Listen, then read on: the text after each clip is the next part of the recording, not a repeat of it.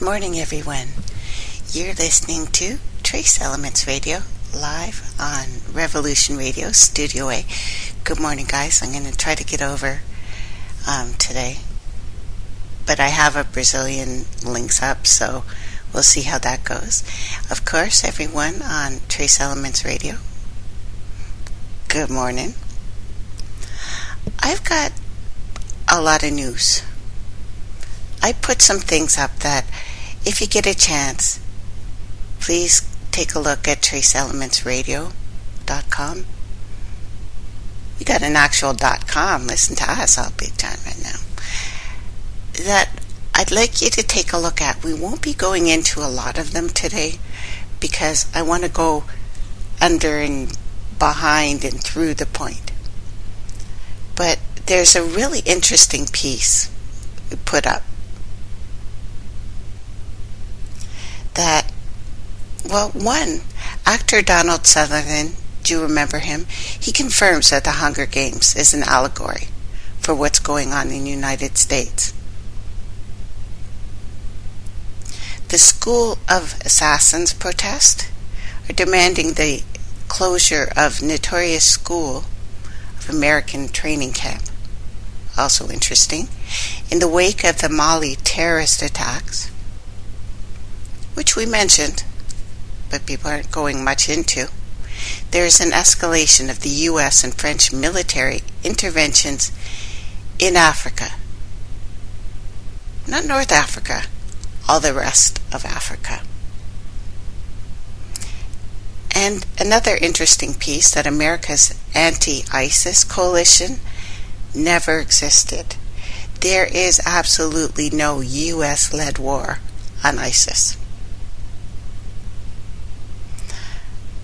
In the most popular posts that I've had in the last week, one, CBS News investigative journalist explains exactly how mainstream media has brainwashed the masses worldwide.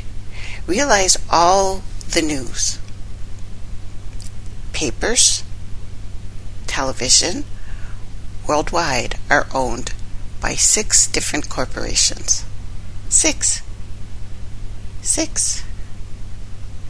So, what I want to talk to you about is some things you may or may not have heard that I've been questioning really strongly in the last, well, forever, but it's been going over and over in my mind the last 2 weeks. Especially since the Friday the 13th false flags that happened worldwide. I want to talk to you about the Mandela effect, Project Bluebeam, the entire predictive framework with the fake news and repeated history, and the things that are being fed to us right now. There's also something that I think is interesting too. That has to do with everything I've just said. A very short, I think it's maybe 10 minutes, most of it is talking about who made the video. But a Pepsi production. It's not a commercial, but it's actually about the Black Knight satellite that I've told you about. Could be a moon, could be something else.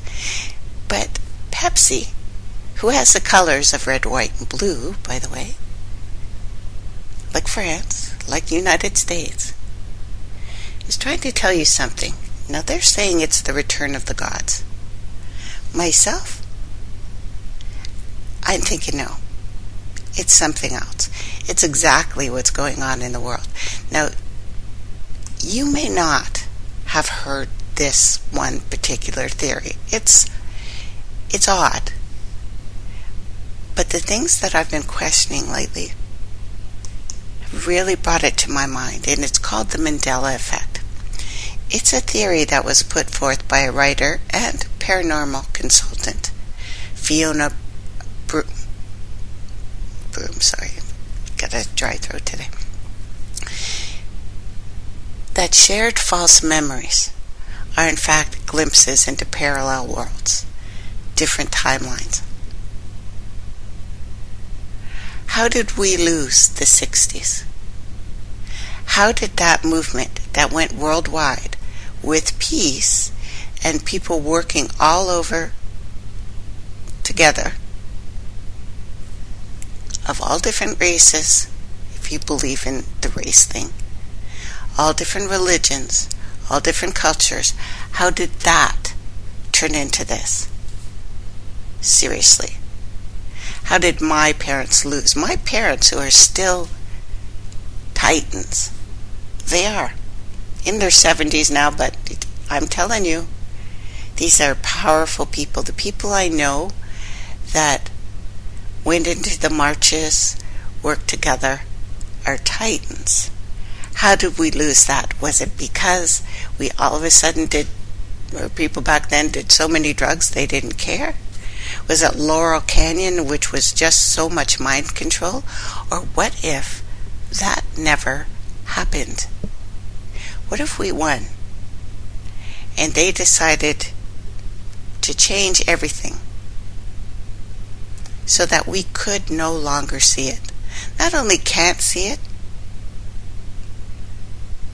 don't completely remember it.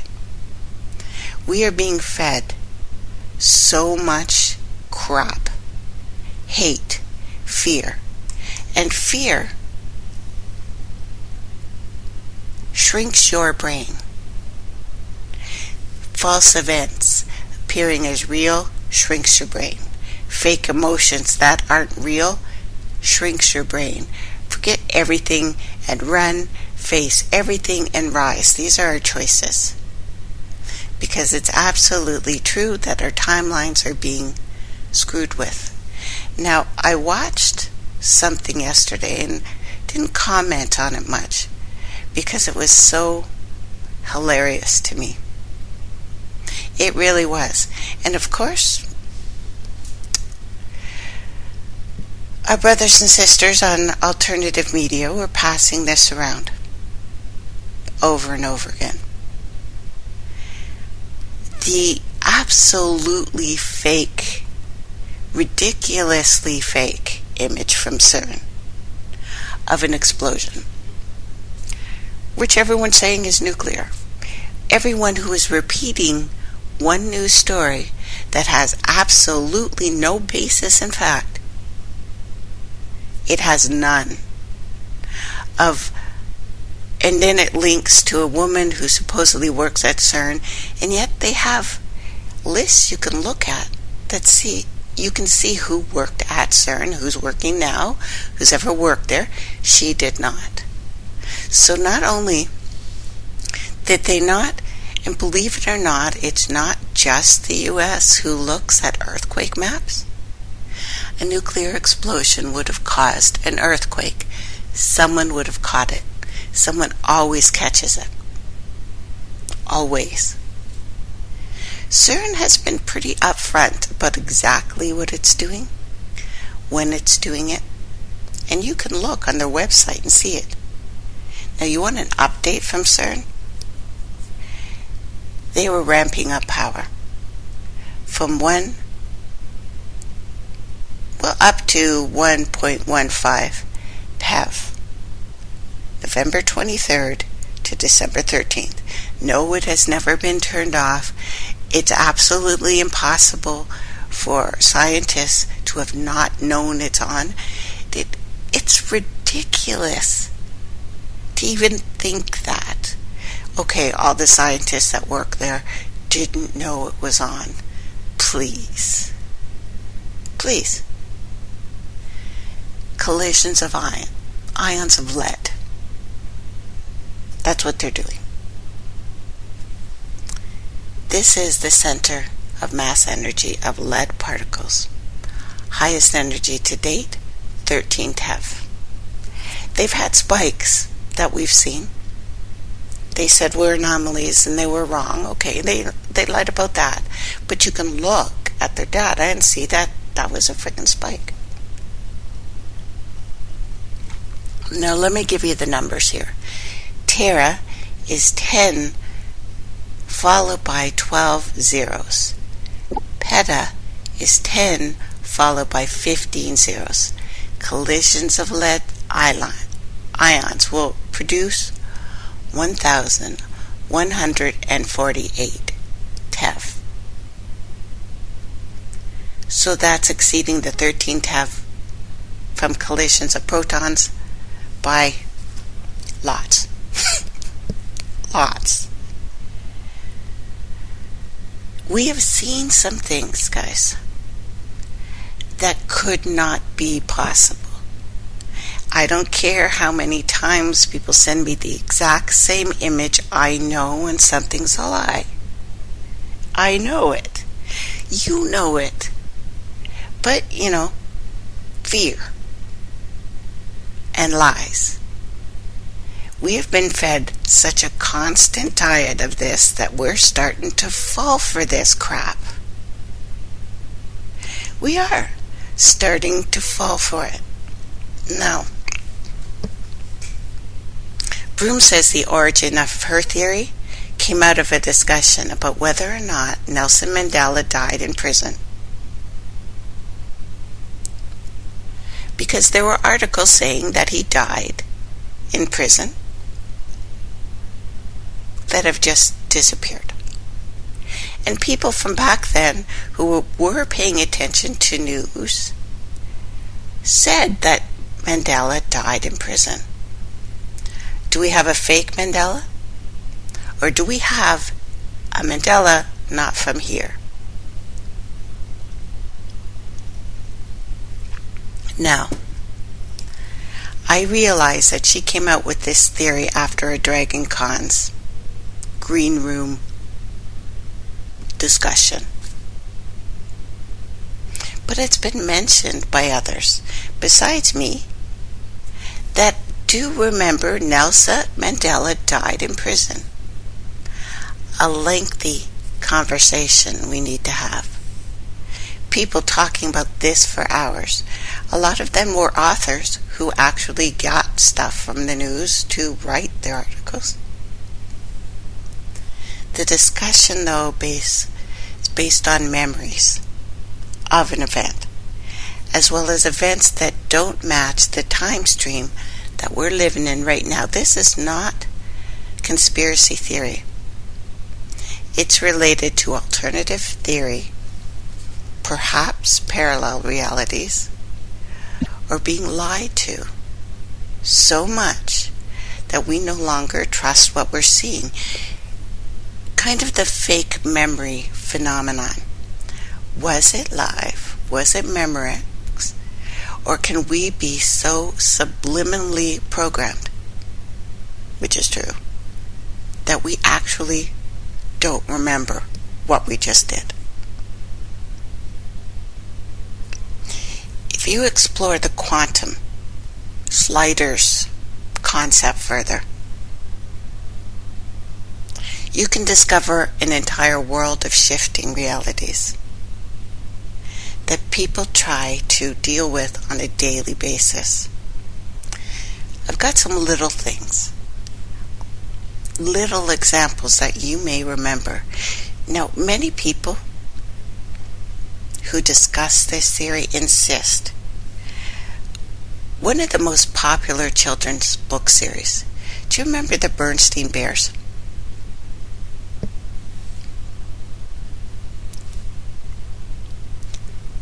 It's spelled now Bernstein, Bernstein Bears. Then how come I remember it as Bernstein Bears? And I'm not the only one. Other people remember it as Bernstein. When did it become Bernstein? When? Also, whether or not there are 51 or 52 states in the United States. Not 50, but 52 announced. It's an interesting point. The memories are fairly consistent and include Puerto Rico as a state. One teacher suggested that this is a common misunderstanding. The daughter of the teacher said that she clearly recalls her mother teaching students that there were 52 states, including Puerto Rico. This is just one simple example. Are we that confused? Or is it a glimpse into an alternate geography in another timeline?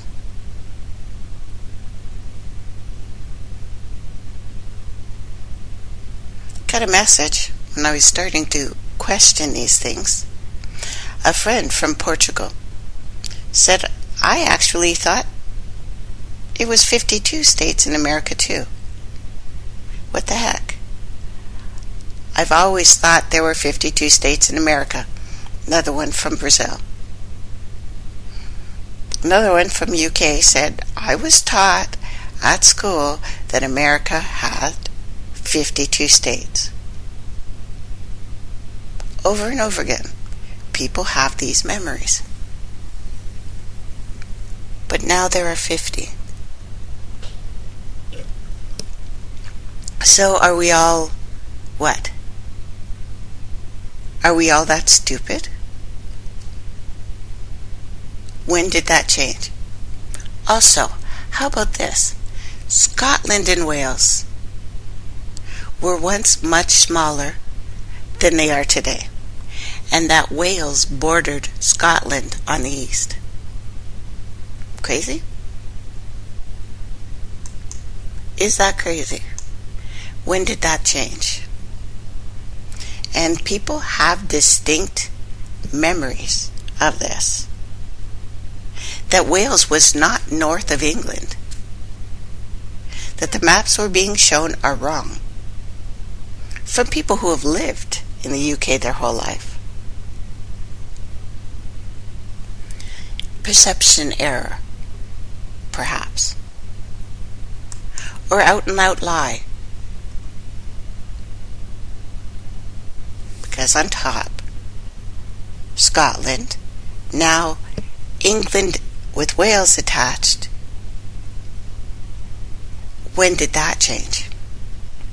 Now others insist that they have memories of New Zealand, Australia, Sri Lanka, Honduras, and other places being at different places on the globe. Recently, a West Wing clip that we've talked about before, some issues that make accurate geography challenging. While this was intended as a humorous scene, some people get lost in the political implications and label this literally propaganda. But in the context of alternate geography, political agendas aren't the point. History and how it might continue to influence our minds, our maps, is very friggin' relevant. So, I need to look at current maps for modern day references, then old maps to see if our memories are based on them. People have reported a variety of locations that have moved. Maybe our alternative memories are based on older maps from childhood, maybe. Geography classes. Those maps corrected in recent years. But let's rule that out. Let's dig deeper. Sri Lanka's location, where it is in relation to India. I double check where it is on the maps in this time stream.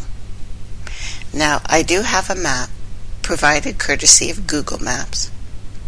of where Sri Lanka is. Then I have a next one, topographical map. Oh, and I'll give you some images here. I'm gonna put that in the room.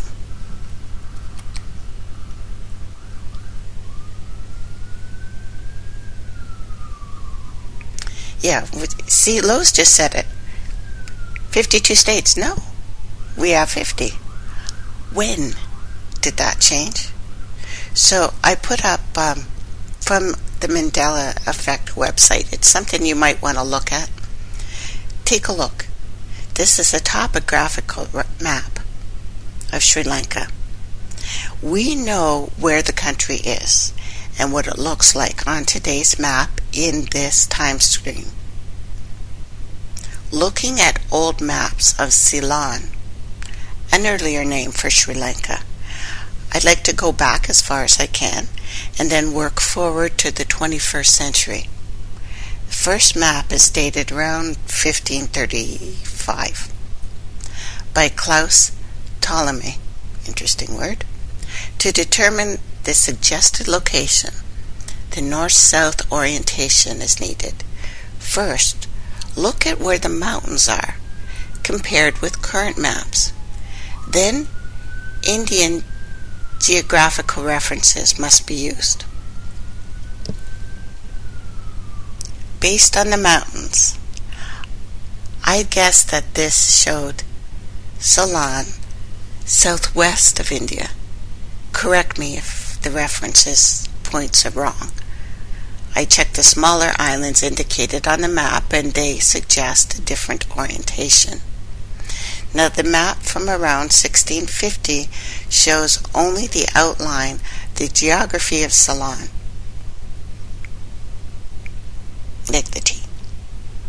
No nearby land masses whatsoever, except some very small islands. So this map isn't especially relevant to our study here in relationship to India. What caught my interest, though, was how different the shape was in this map. I study where the mountains are indicated to get a sense of this map's orientation. There are several illustrations from Platus de Fortazel, I think their names. Many different ones, and I'm going to put this map right on our page too, so if you get a chance later on, you can take a look at it and tell me what you're seeing, because this is weird. It's at least weird, right?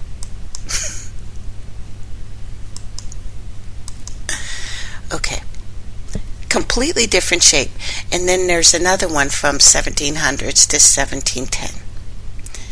Relative to India, this map suggests the southeast location indicated on maps in our current time stream.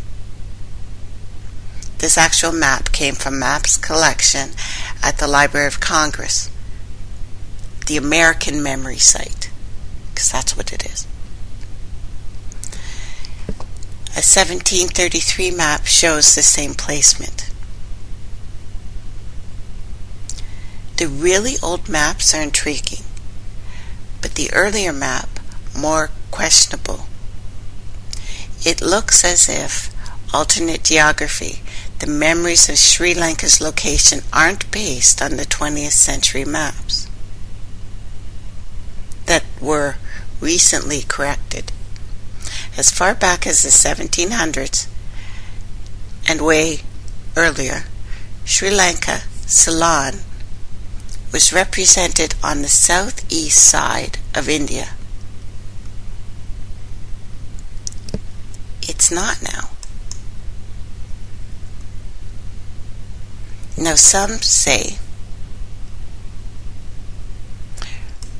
remember Hurricane Katrina hitting New Orleans in April 2005? Not August 2005? Which really doesn't make sense if you know anything about hurricanes. But hey, maybe the weather just changed. That it no longer goes by the rules of when hurricanes happen.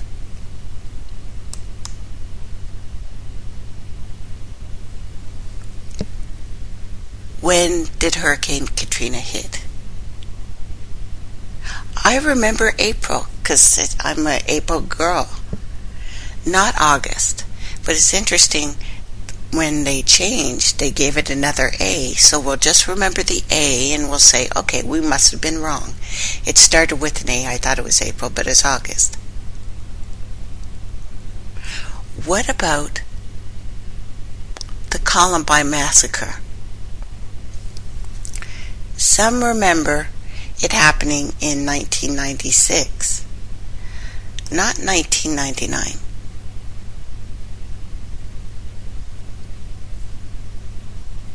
When do you remember that it happened? A lot of people believe that the tank man, you know, the one in Tiananmen Square, was run over by the tank. Though now we are told he was not. People have some pretty vivid, horrific memories of him being crushed by that tank, though. I'm going to read a couple. Miss Fiona clarified, I do remember the so-called tank guy being famous exactly because he was killed by the tank. Again, this is a memory of news events talking about it after the original event occurred. One from December 2013, Robin said, I also remember the Tiananmen thing. The guy and more almost got ran over by that tank. I remember that especially because of how they described how he died, heads popping like melons. It was such a horrific event for me at the time that an authority could harm its own non-violent citizens. At the time, the story was that one guy held back the tanks as long as the photographers and newscasters were there. Once again, all the path was smashed. Another one from Joseph. This freaked me out so badly when I heard it, that he didn't get run over. I had to do some research into it because I remembered it. I remember watching it at school. I remember his friends dragging his lifeless body away. Apparently, several people remember him getting run over. But that's not what we're told now. How about this? A bunch of people remember there being an entirely different Disney World Orlando region that was used as a beta test for the real park. Weird? Do you remember the Orlando? I do.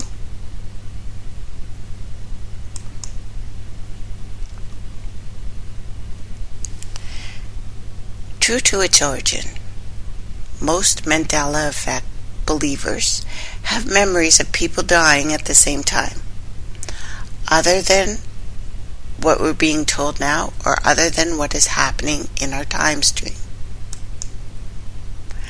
Are we really getting confused?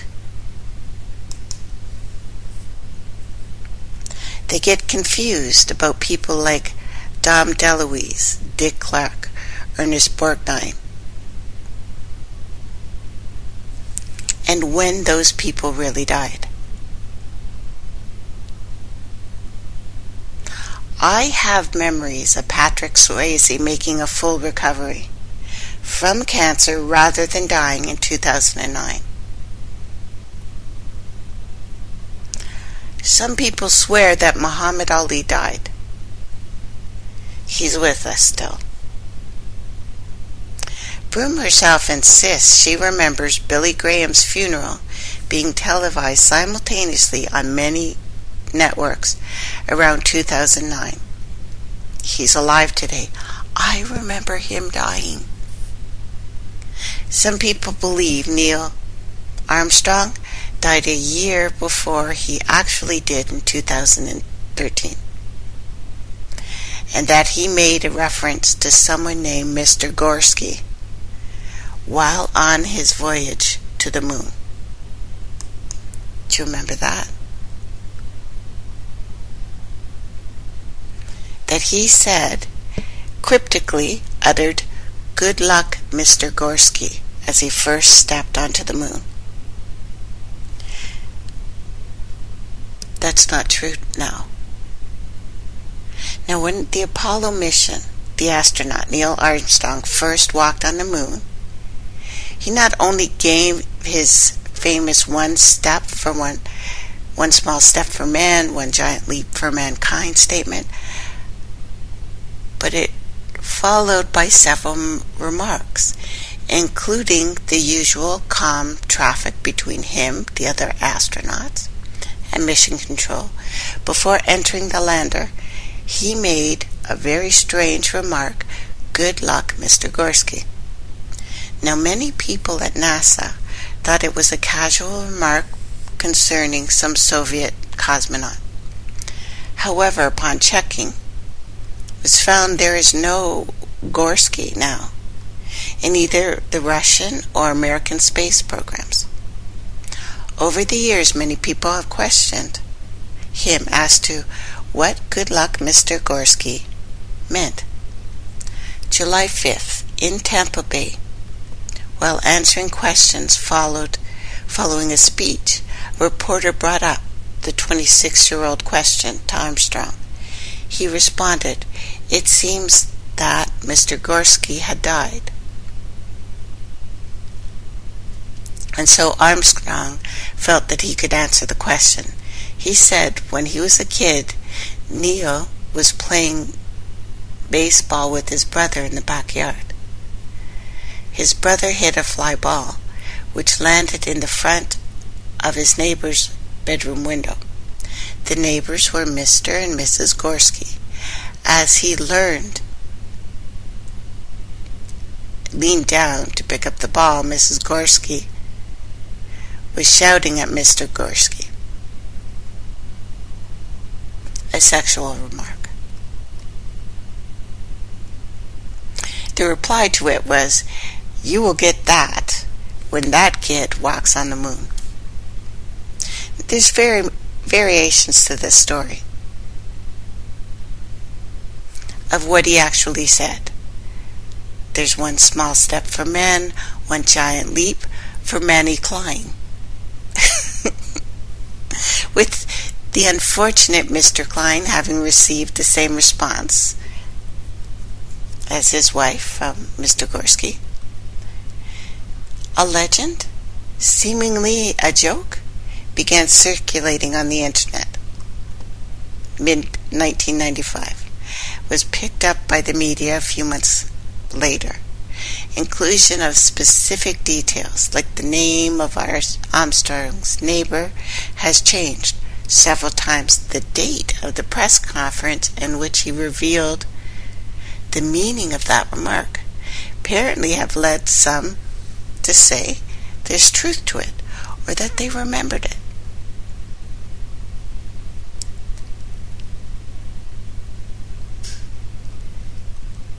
Any doubts, though, about the veracity of this legend have been laid to rest by NASA's new transcripts that were just found, because remember, I remembered them saying they lost them. Lost. And us laughing about it. I remember telling you guys live on air when they admitted several years ago that they lost them. But now NASA has new and improved transcripts of Apollo 11 mission, which record no such statement made by Armstrong. Armstrong himself said in the late 1995 that he heard an antidote delivered as a joke by a comedian, Buddy Hatchet, interestingly enough, in California. When did they find those recordings? Did we not talk about them admitting that they lost them? And now they found them. Others remember that Henry Winkler died during the filming of Happy Days. But he's still alive and well and working as an actor now. Some people remember Martin Luther King Jr. being killed with a handgun at close range, rather than at a rifle at a distance. Because I remember talking to you about this event, that someone standing in the front row shot him. But now it's a rifle in distance.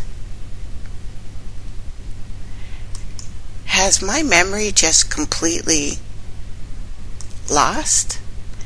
If I was alone, if I was the only one who remembered it, I'd say, Trace, it's that Alzheimer's catching up to you. It's the MS. The official story in this time stream says Dr. Martin Luther King died from a rifle wound. However, even the official story has conflicts. First, start with this story in this timeline. This one. Where we're sitting right now. And that may have changed yesterday when they did that dumbass lead smashing thing. Now, Martin Luther King was shot and killed by a sniper April 4th, 1968, while standing on the second floor balcony of Lorraine Motel in Memphis, Tennessee. The gun was a Remington Game Master 760 .30-60 caliber rifle, purchased by James Earl Ray on March 30th, 1968, as Ray drove to Memphis. Initially, Ray pleaded guilty to avoid the death sentence. At the time, it was death by electrocution. 3 days later, Ray changed his plea. Ray said that he did not personally shoot Dr. King. Ray admitted that he might have been potentially responsible without knowing it. He claimed he had been approached in Montreal, Canada, to join a conspiracy to kill Dr. King, but Ray said he was not the killer. He only wanted to become famous. Ray spent the rest of his life trying to withdraw his guilty plea and prove his innocence. James Early Ray died in 1998 of complications from hepatitis C at age 70. 1997, Lloyd Jowers,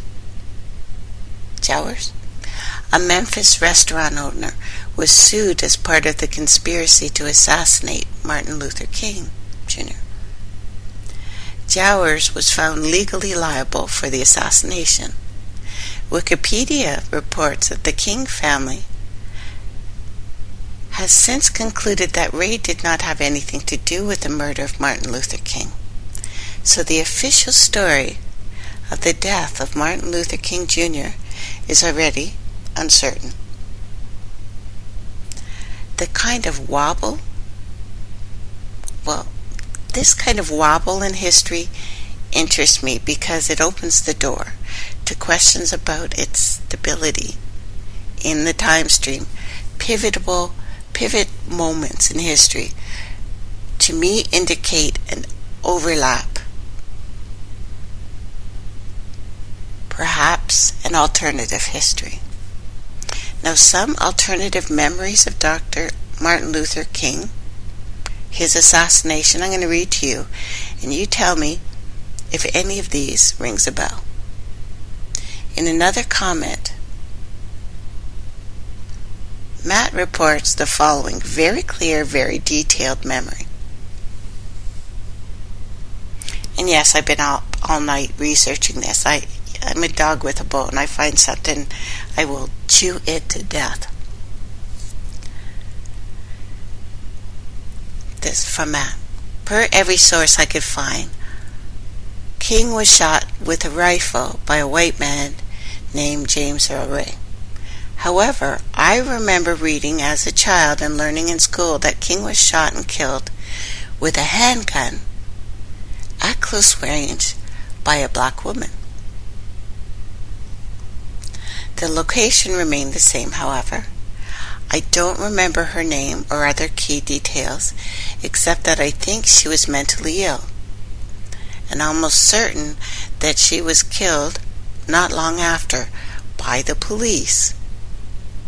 Again, this is a memory of what I learned in school rather than a memory of events current to me. I wasn't born until late 1970s, long after his death. Maybe I'm somehow confusing King with another slain civil rights leader, or my memory is simply bad, but I can't shake an eerie feeling that both historical account and my own memories are somehow right, both of them. Although I don't have that memory, it resonates as something true. I felt confident that when the comment appeared, others would remember it too. Another one. I also remember Martin Luther King being shot with a handgun. I remember reading that in school.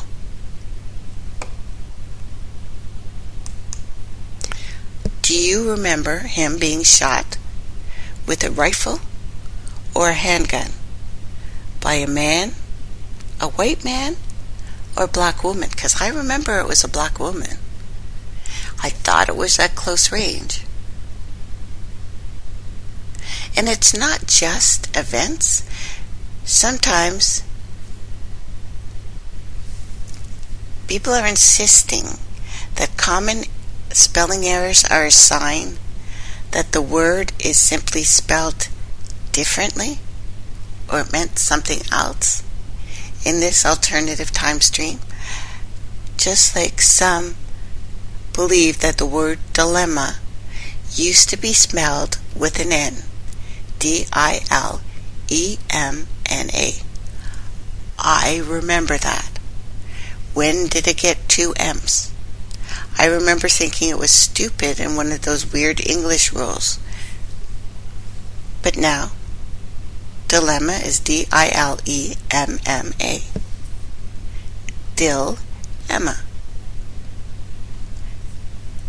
And there is another world where it is correct to be spelled definitely with an A. How about this spelling? Definatley. And another, it's okay to spell Parmesan with an E. Parmacean.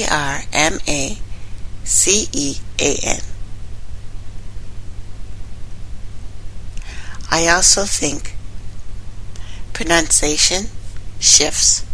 How we say things shifts. Or people are learning how to pronounce a word correctly. That this is another inclusion insertion into a timeline when how you say something changes. Now back in 2010, remember when the Chilean mine collapsed?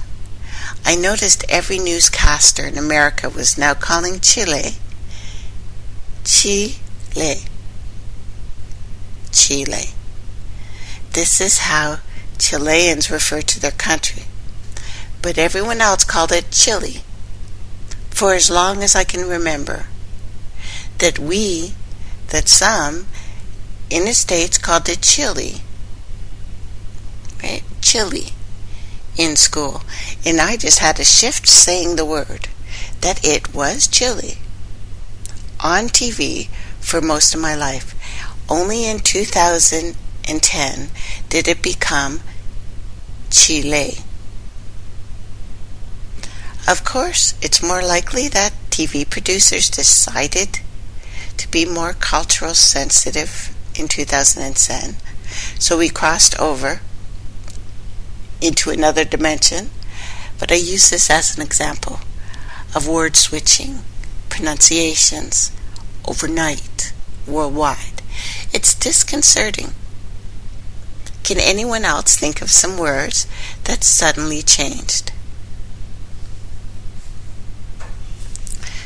At least a couple believe that the color chartreuse was more of a maroon. It was red instead of a bright yellow-green, which it is now. That chartreuse was red-ish, like an earthy reddish. But now it's yellow-green. I don't remember that. Do you remember that?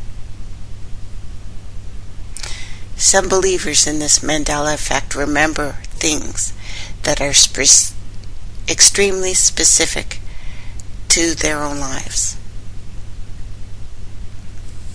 Some, for instance, that Columbine happened in 1996, not 1999. Some remember Billy Graham dying 2 separate times while George Bush was in office, and again a couple years ago. This person remembers watching the coverage of both funerals.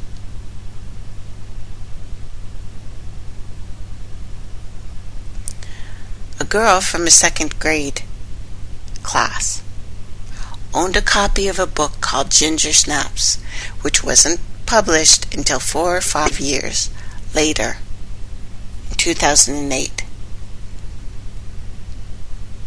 Bernstein Bears.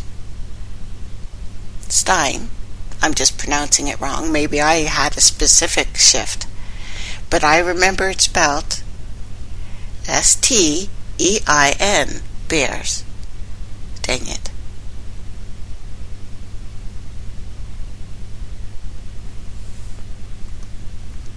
And some have really, really, really specific memories. One, when they were a child, there was a lot of spooky TV shows, like Are You Afraid of the Dark, Tales from the Crypt, big fave, Goosebumps, among others.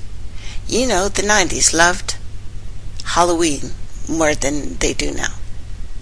However, one of those spooky TV shows, I promise you that I saw this one episode about a girl whose dad died. This dad came back to life. The girl was so happy about it, she made spaghetti and meatballs for him. This was his favorite dish. That he spit it out and said, "What did you put on it?" Girl said, "Only tomato and garlic. All the things that you love." Something along the lines of that. Anyway, it was a long time ago. He says that it tasted like dirt. He suffers because all that he eats tastes like dirt. So he returns to his grave and dies around this time. Well, that time he dies for sure. Like many years ago, I find it again because when I was a kid, it spooked the stuffing out of me. I wanted to confront it, face my fears. Couldn't find it, even from the TV analog or the TV anthology. I searched because maybe it was afraid of the dark. It wasn't. I searched the episodes of Monsters, Tales from the Crypt, Goosebumps, many others, but never found. I'm starting to think that the episode never existed to begin with. However, I remember it clearly. each image, each take, the scenes, deeply engraved in my mind. I could even draw a storyboard of it. I asked around. No one has ever seen this episode. Truly freaks me out. People say they have all kinds of odd moments in entertainment, such as the character Chakotay. Do you remember that in an episode of Star Trek? I remember him being killed off. Star Trek Voyager, only to come back with no explanation for a few episodes later that he was dead and gone. Now, Robert Beltran, the actor who actually played the role, was asked about this because other people remember that.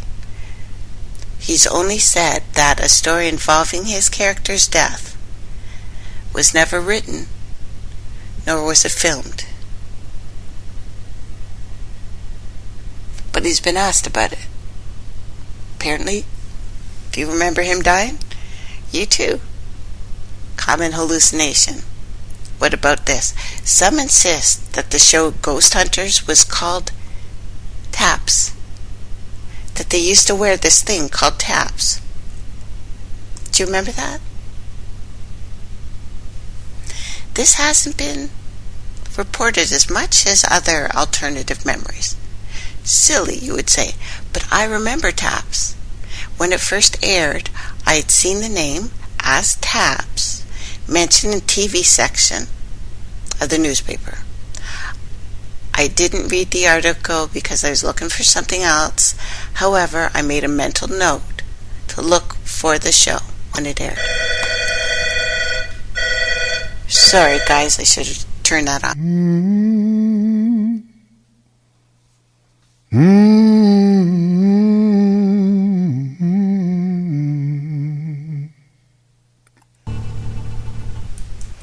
Welcome back, everyone. You're, of course, listening to Trace Elements, where I have some friggin' questions. And we're live, again, Revolution Radio, Studio A, and Trace Elements Radio. So, I remember watching TAPS for the first 2 or 3 seasons. I can remember when the show started being called Ghost Hunters and found it in Texas TV listings. I thought maybe the name Ghost Hunters would, I guess, attract more viewers. Now, someone else told me that the show had never been called TAPS. That there is a research team called TAPS, the Atlantic Paranormal Society, but they never allowed the Pilgrim, that's the show's production company, to call the show TAPS. Pilgrim are the owners of a trademark to the TV show name Ghost Hunters. And that was an issue for some time.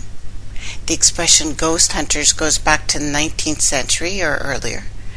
But at least one Pilgrim staff member seems to think the trademark rights included all use of that phrase. Since then, for many years now, Pilgrim haven't tried to assert ownership of every use of the phrase, but only when it's in reference to the TV show that they own. People are very clear about the name of the show, that it wasn't the kind of thing you should argue with, because most people think they're right in their memories. However, I'm equally certain about the name of the show when my husband and I watched it. I've talked to other people who have precise memories, but with cloudy details, that they remember a show called TAPS. I'm not sure if Houston, Texas, and other places thought that the name Ghost Hunters might not appeal to viewers or what. After all, some marketers target specifically Texas audiences differently than, say, viewers in New York City. And that happens all over, specifically targeting viewers. But in back issues of the Houston newspaper TV listings, it's absolutely certain that there were no shows. There was no show taps in 2004. So this again, Mandela effect. And it seems to be a quirky memory. I'm still not sure why my memory isn't correct for this timeline now. However, other people have brought up taps versus ghost hunters. Let me know if you recall this show in its first season or so, whether you remember it as taps or ghost hunters. And something completely random. I mean, completely random thing. Another timeline when Katy Perry was known as Katy Perry. Kate, K-A-T-E, Perry. Now she's Kate A-T-Y, Perry. I remember her spelling her name with an E. Well, yeah. Kate with an E. Perry. Maybe not a big deal. I'm sure it's nothing, right? I'm sure it's nothing. But glitches in this matrix are in full effect. So let's talk about that. And if you'd like to message me after the show or before the show or during the show, or let me know if you have these memories and all of a sudden the real reason or why that Martin Luther King Jr.'s thing stepped out in my head is because I remember it was a sister who killed him. But now it's not. It's a man with a rifle far away. I remember a woman close with a handgun. So anyone who spends any time in the alternative media or in the UFO phenomenon has probably seen the words Project Bluebeam, often misspelled, that show up when any aerial phenomenon or anomaly have been discussed online. Bluebeam has become such a catch-all phrase that it's now applied to any sighting, no matter how trivial. It's been stretched to explain phenomena that have nothing to do with UFOs at all. You often see it linked up with HARP, also a very real program that's also been stretched to explain anything that might otherwise require actual thought to deal with. We've seen a number of claims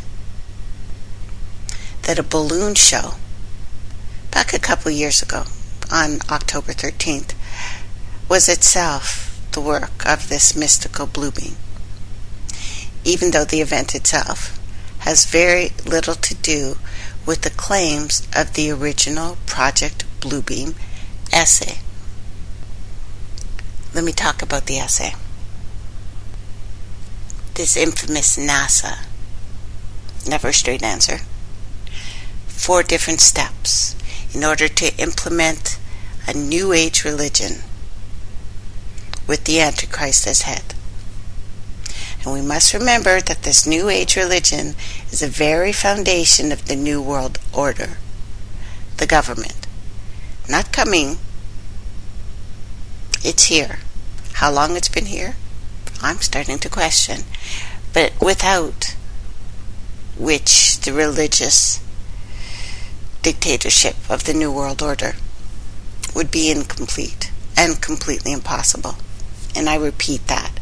Without a universal belief In a New Age religion, the success of the New World Order would be impossible. This is why Bluebeam is so important to them. The original Project Bluebeam essay was published online by a radical fundamentalist and Quebec separatist, Serge Monasque. Bluebeam has been dated back to 1994, but I don't remember hearing anything about it till at least 1996, when Monasque died of an apparent heart attack. But in 1994, it was a very, very important chain of events that we are going to look at today in this piece.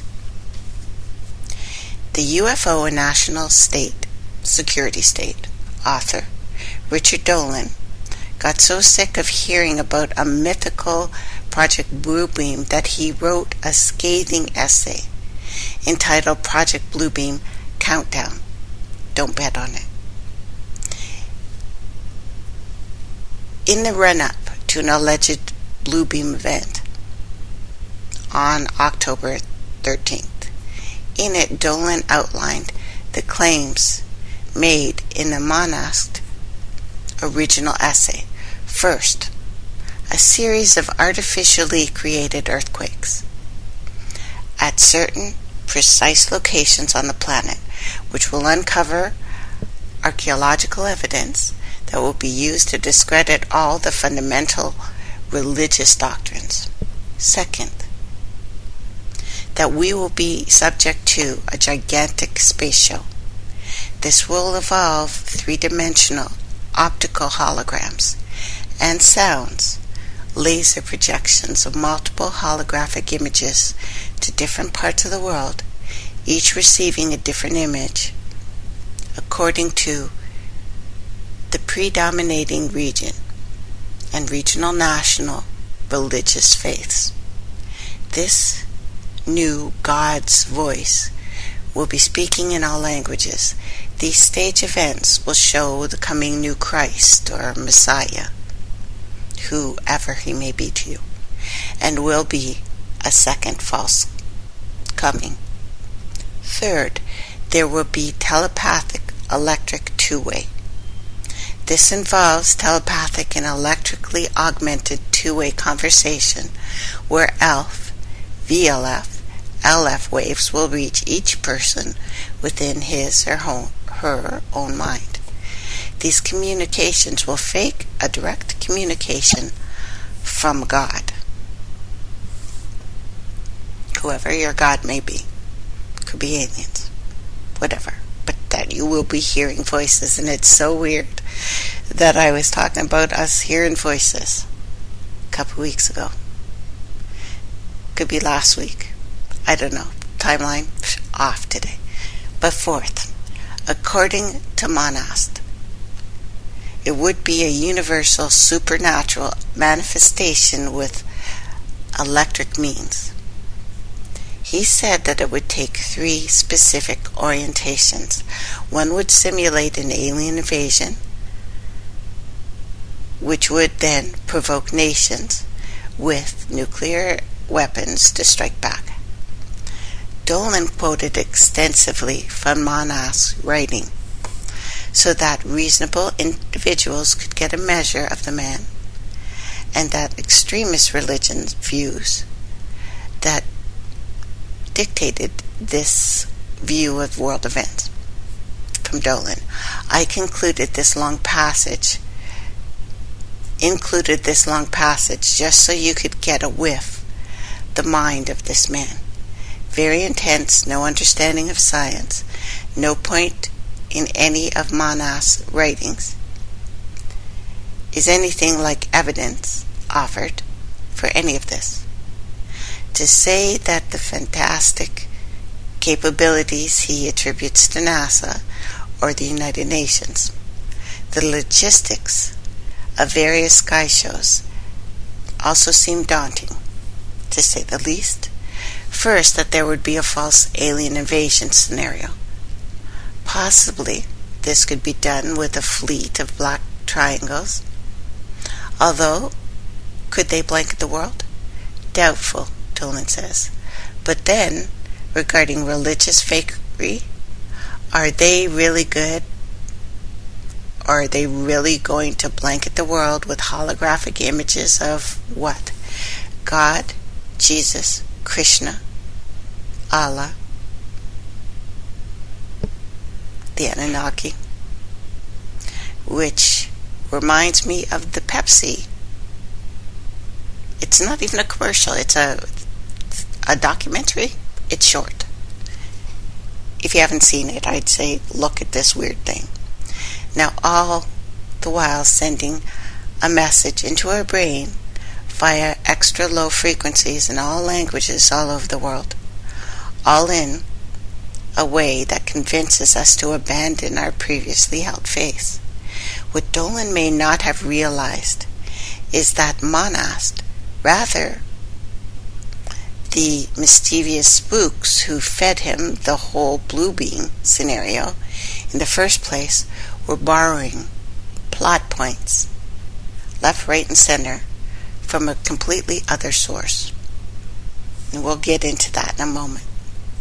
But first, Dolan took the time to dismiss most of the current blue beam theories as regurgitated BS.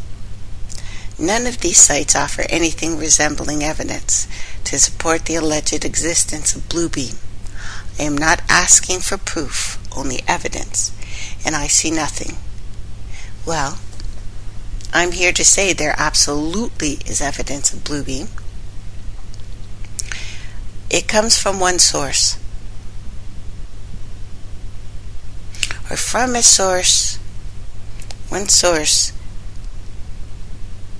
would never confuse with Jane's Defense Weekly or Covert Action Quarterly. But for some deep background, all of this alleged devilry. Let's travel back in time to 1994 and a recycled Star Trek script. Not long before Serge Monast stunned the conspiracy circuit with his Project Bluebeam, a book was released on Star Trek. Creator Gene Roddenberry. Again, it recounted information that hardcore trekkers were well familiar with. Roddenberry's proposed Star Trek feature film script for the mid-70s. In May 1975, Gene Roddenberry accepted an offer from Paramount to develop Star Trek into a feature film and moved back into his old office in Paramount lot. His proposed story told of a flying saucer hovering above the Earth that was programmed to send down people who looked like the prophets, including Jesus. From Gene Roddenberry, The Myth and the Man Behind Star Trek by Joel Eglin. Page 165. Hyperion, 1994. Now, shortly after Monast writes a very familiar situation, a satellite that will project images of holy figures with computer animation and sounds appearing to emulate from the very depths of space. Astonished ardent followers of the various creeds will witness their own returned Messiah in convincing lifelike reality. Then the projections of Jesus, Muhammad, Buddha, Krishna, etc. will merge into one. After correct explanations of the mysteries and revelations will have been disclosed. Already, we see two of Monast's blue beam claims: alien invasion, false reappearance of the Earth's major historical prophets, taken straight out of a Star Trek script. How are these images of the gods to be received? Both cases, telepathy only. Going back to Monast again, 1994, the advancement of technologies propelled us towards the third step in the Blue Beam project that goes along with telepathic, electronically augmented two-way communication, waves that will reach each person within its own head. Sound familiar? And that would be speaking to them from their very soul. Roddenberry, 1976. On the planet below, I have pictures, people are beginning to receive mental impressions of a returning God. From the book. The projected images are only part of Blue Beam. There's also massive UFO invasion. Again, notes from Monas, UFO over every major city scenario, stolen from the original V, 1983, which in turn was borrowed from Roddenberry's original 70s script for Earth, the Final Conflict. Monask, 1994. The first is a space show. Where does the space show come from? The space show will be a holographic image, broadcast to all nations simultaneously,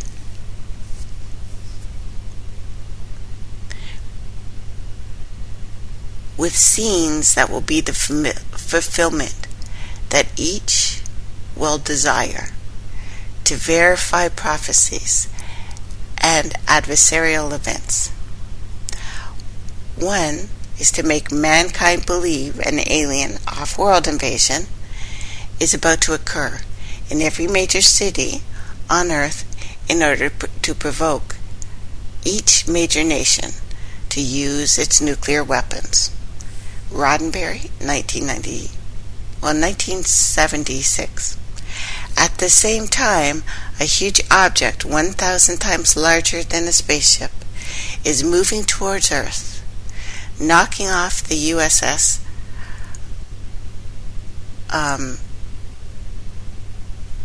Potemkin, I think it's called, Potemkin, Potemkin, yeah, and hurling a cluster of asteroids towards the Earth. That's from Roddenberry. Kirk, now a grounded admiral, assembles his old crew, all of whom have risen to a higher rank, and they will take on a newly refitted Enterprise on a mission of interception with the aliens claiming to be God. The whole point of this is to convince the world that these computers on these orbital platforms are the work of God himself, herself, itself, whatever you want to do. But it's all a deception. Now in both cases, Monas, 1994, the result of these deliberately staged events will be to show the world the new Christ, the new Messiah, Maitreya, for the immediate implementation of the new world religion.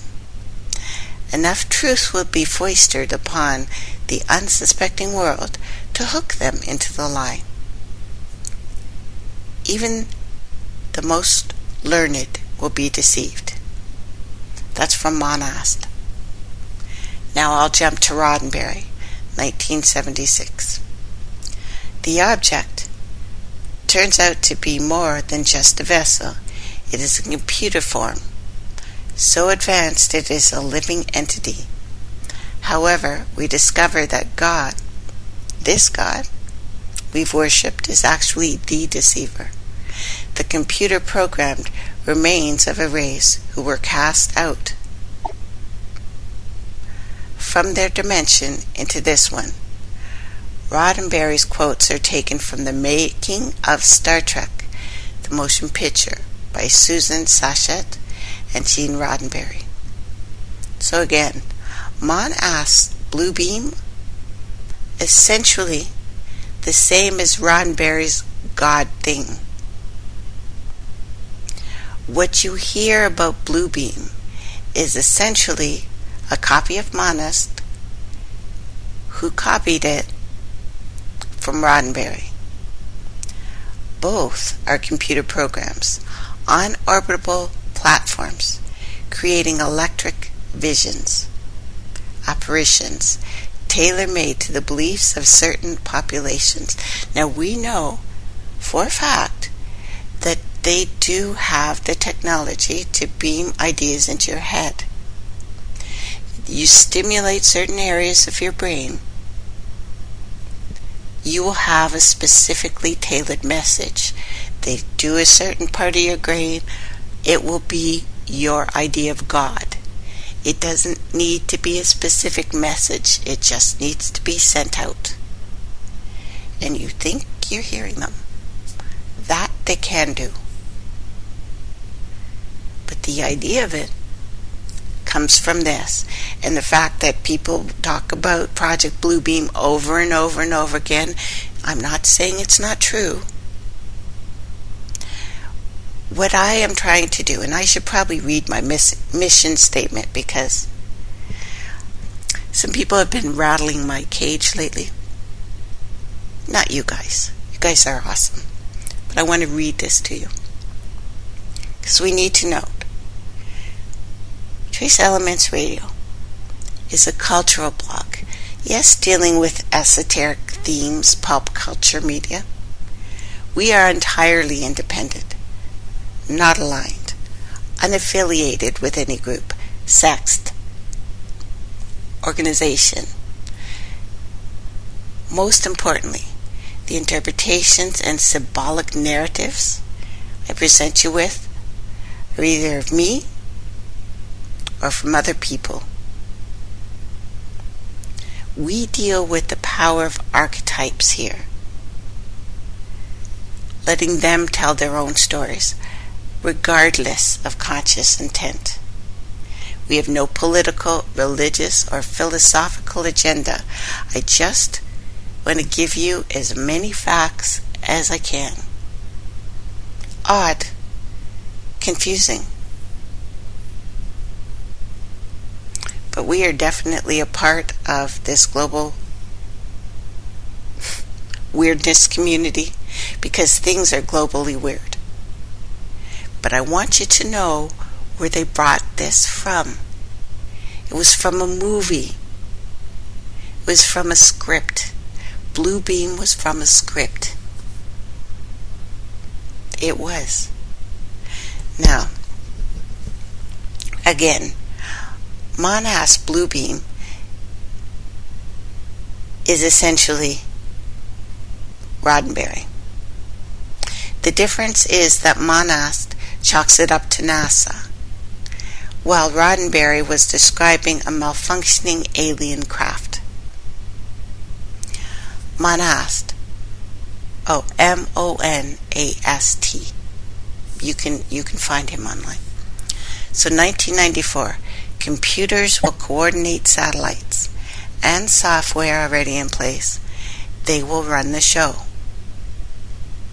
Roddenberry, somewhere out there, it starts off, there's this massive entity, this abstract unknown life force that means mechanical. It seems mechanical in nature, although it is actually possesses a highly advanced consciousness. It's a force thousands of times greater than anything intergalactic civilization has ever witnessed. It can be God. It could be Satan, but it is headed towards Earth. It demands worship and acceptance. It is also in a highly volatile state of disrepair. It's a broken God. Now, themes from Roddenberry's unused script were recycled throughout the franchise's history, including Star Trek, The Next Generation, Justice. The now notorious Star Trek V, The Final Frontier. The Next Generation episode, Devil's Due, which was one of the highest rated episodes in the series history. The Devil's Due. In that episode that ran in 1991, which I would suggest you watch, it had even stronger echoes of Mana's Project Bluebeam theories. Here's the synopsis. You tell me, are you not hearing this now? The USS Enterprise D responds to a distress signal from a space station on Ventax 2. The planet is in chaos over the return of a being who claims to be that culture's devil. Not coincidentally, the devil is there to install a new world order on an alien planet, which brings us back to Mana's Bluebeam document. The second is to make Christians believe that the rapture is going to occur with the supposed divine intervention of an alien off-world civilization coming to rescue Earthlings from a savage and merciless demon. Its goal will be to dispose all of the significant opposition to implement the New World Order in one major stroke, actually within hours of the beginning of the Sky Show. Again, this is the same scenario as we see in Devil's Due, which is based in themes on Roddenberry that he first explored in his God Thing script. The parallels continue. Monask writes in Bluebeam that the final step in it's NASA now, Bluebeam project concerns the breakdown, the reevaluation of all archaeological knowledge. Maybe they're beaming into my head. I'm having a problem with English today. But it deals anyway with the setup, with artificially created earthquakes at certain precise locations on the planet.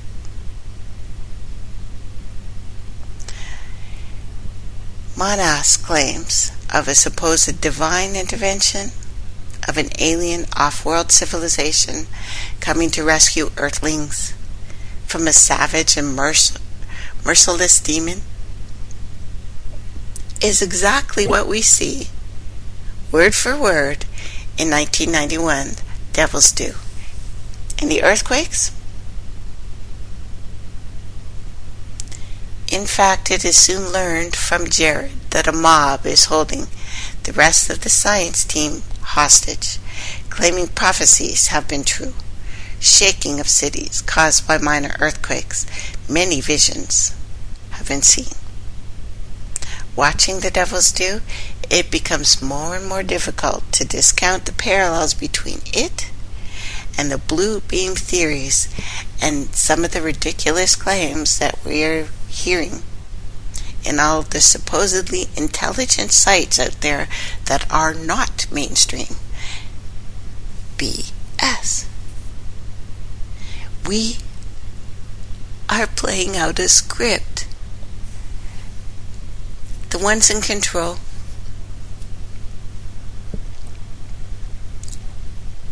don't have to rewrite anything. They don't even have to do anything new.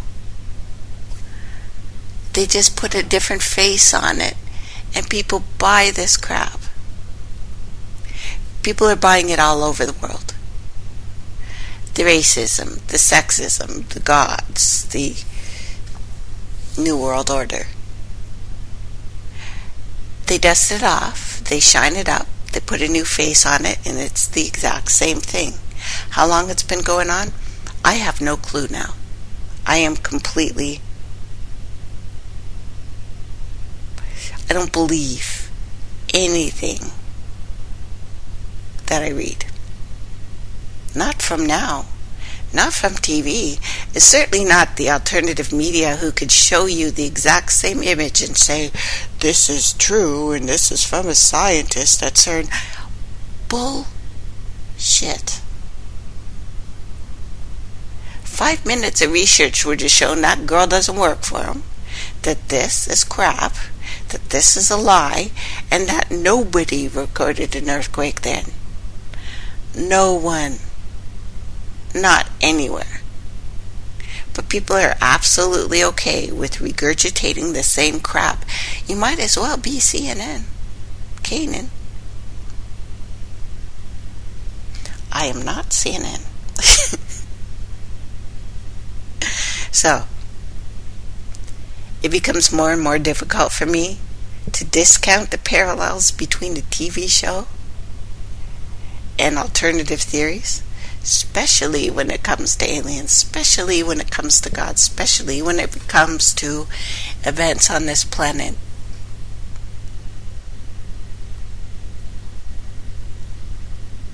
Monas told us that Blue Beam will pretend the universal fulfillment of prophecies. A major event will occur that hasn't happened for 2,000 years.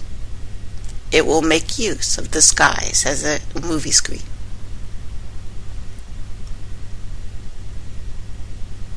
Devils do?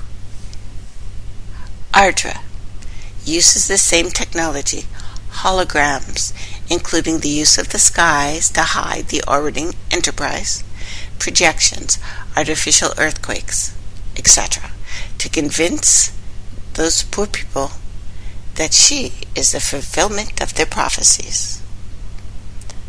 According to the legend there, Ardra made a deal. How many times have we heard that lately? Ardra made a deal with the Ventraxians, 1,000 years prior, a millennia peace, tranquility, the end of war, poverty, and famine, which had plagued the world. That world, at the time, Ventex II. In exchange, she would claim the planet, its slave, its inhabitants, upon a return. With Blue Beam, she can present herself as any figure using holographic technology. Monask claims that the whole show will be conducted from computers stored on hidden satellites. That's what Ardra did on TV. And of course, this is the same exact situation we have with the 3 years prior to the release of Project Bluebeam.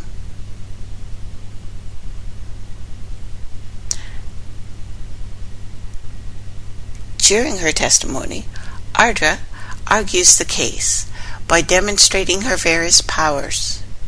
This gives Georgie LaForge a location of her power source, a ship in orbit above the western magnetic pole, hidden from sensors, of course.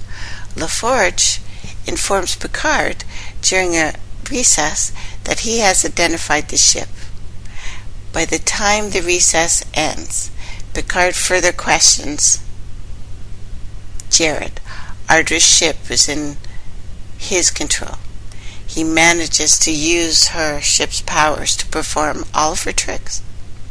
Using data from her ship's computer, he explains that she is in a sector-wide flim-flam artist, that she is about to win the largest prize of her career. He explains that her powers were nothing more than a combination of force field projection, holographic use, transporter effects, all controlled by implants that allow her eyes to control the illusions. Information on this story, linking it to Roddenberry's earlier plans for the Star Trek feature film and TV, was published in 1992. That first one never got out. Why? They wanted you to forget, perhaps, or not see on big screen what we are told is happening now. This episode was originally written as an episode for the unproduced series Star Trek Phase 2. In the Phase 2 script, set on the planet New Terra, Kirk was an arbitrator for the people, and the Enterprise computer was the judge. The Ardra entity was a male called Cometer. And although it's not generally linked to the aborted feature film, we see similar aliens indicating deities in Star Trek V. Sybok and his fellows, many of his followers, believed that they had found heaven. Sybok takes a shuttle down to the planet's surface with Kirk, Spock, McCoy. They encounter a mystical being who introduces himself as God, Big G,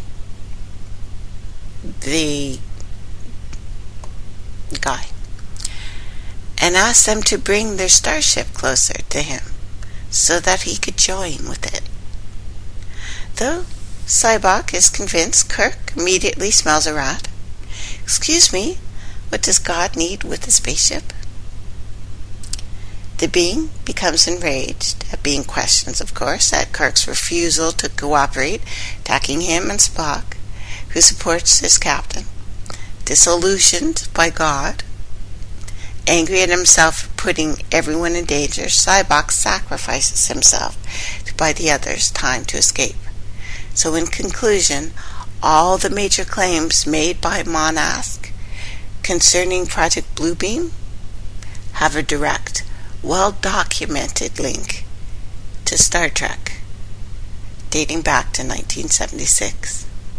Much of the information on Roddenberry's aborted Star Trek script movie was released in several different books. 1994, that same year that Project Bluebeam was allegedly published. There's too much of a synchronicity here for my liking. So we need to wake up and smell the spooks. Being familiar with how intelligence agencies use conspiracy media to regurgitate, disseminate, to give you false information, I'd say Project Bluebeam could well have been a disinfo project fed to Monast, possibly others, as part of an overall campaign. I doubt most of it is actually anything he researched. Apart from the religious editorializing that we hear, there's enough verifiable yet only tangibly connected information tossed in it to give it the air of credibility. Religious hysterics, like Monast, obviously never need real evidence to bury into or to buy into a juicy theory. So original authors don't need to bother to make anything up.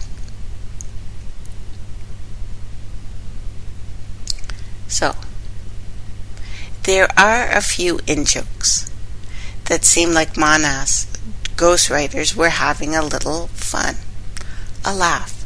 Star Trek and a tractor beam, a term first heard on Star Trek, are mentioned in the articles, as well as an article titled "The New Mental Battlefield, Beam Me Up, Spock."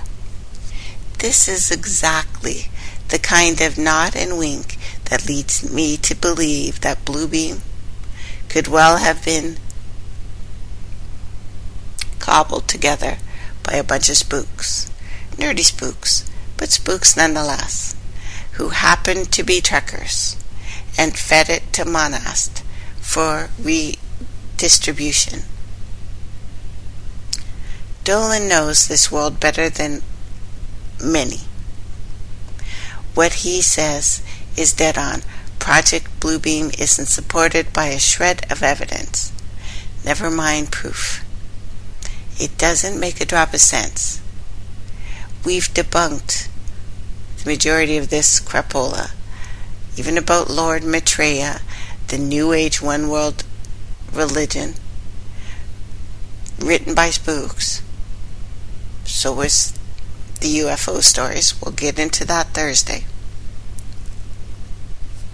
But Monas opens up his essay with this. We're seeing Monas' own religious beliefs being championed and bankrolled by communist China, no less. Needless to say, none of that lends any weight to Bluebeam's already shaky ground. Will any of this dissuade most of the Bluebeam aficionados out there in cyberspace?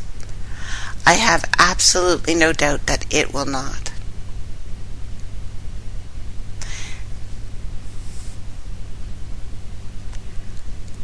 I think we can all agree that false flag operations can and do occur. No theory is allowed to be impervious to evidence, however. Otherwise, we are led to sensationalism, fear-mongering. The possibility that Monast was fed these ideas by intel community is surely something to think about. But I still think it's just as likely that Monas himself cooked this up out of a fevered imagination. I'm not sure. The connection to the Star Trek mythos, it's been nailed. It's word for word from Star Trek episodes.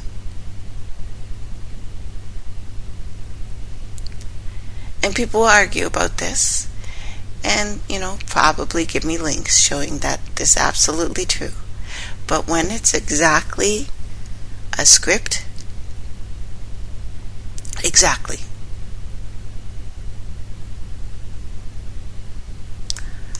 I have to say and call BS. Because there is darkness, and then there is darkness. One ancient, womb-like, nourishing. The other is something else entirely.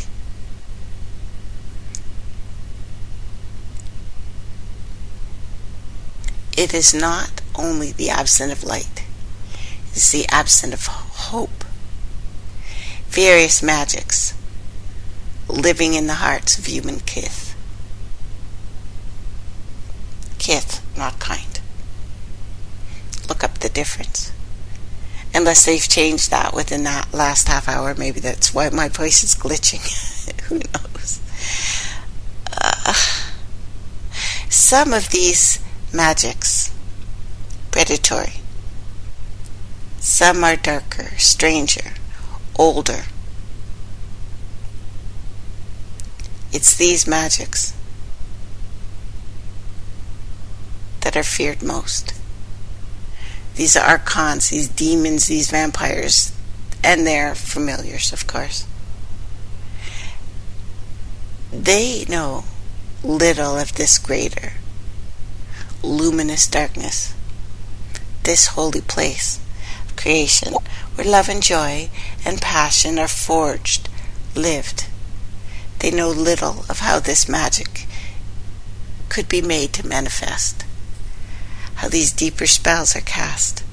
They know nothing of rituals of lucidity. They will look and they will see only their ruinous shadows.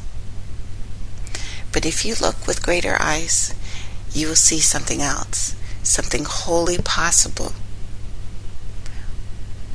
The voices will speak to you, strange, benevolent. You will know. You will absolutely know there is more going on here. With all of these Gnostic themes of imprisonment, freedom, creativity, I like to present you the darkness, because the darkness isn't always bad. And myths aren't forever. It's probably why we're seeing the exact same myths being given to us.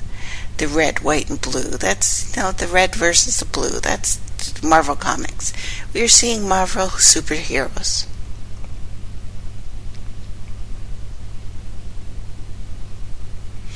Museum pieces, by any means. Clever comedies. All with its own charm, I guess.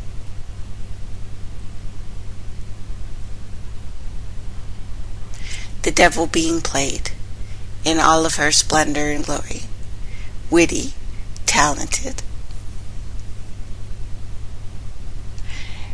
We are being fed. And we are being told that we are the damned. And this party can never stop. And that we are being condemned to go through the motions on the dance floor for eternity.